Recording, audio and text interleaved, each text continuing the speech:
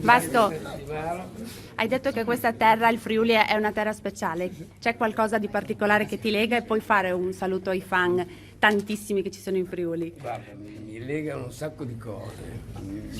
Mio cugino che è cresciuto a Vittorio Veneto, quindi sai, sono venuto anche da giovane a Vittorio Veneto, insomma c'è un sacco di rapporti in realtà.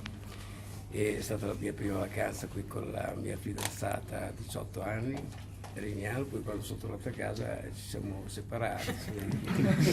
È stata una bella esperienza. Esatto. Vasco, oggi ricorrono i 40 anni di Alba Chiara, 40 anni di storia, di vita, di carriera andata al massimo. Se ti guardi indietro, qual è il bilancio?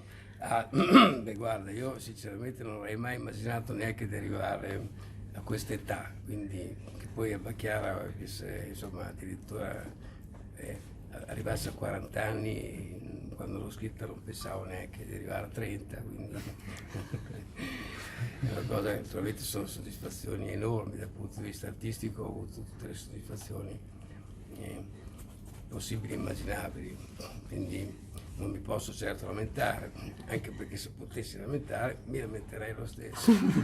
E se guardi il futuro invece cosa vedi? Beh, il futuro luminoso, un grande futuro, certo ho molto più tempo dietro da guardare che avanti, quindi, ma questo mi consola anche, a dire la verità, perché poi alla fine ho vissuto molto intensamente, è stata una vita straordinaria la mia, un'avventura artistica veramente incredibile e quindi...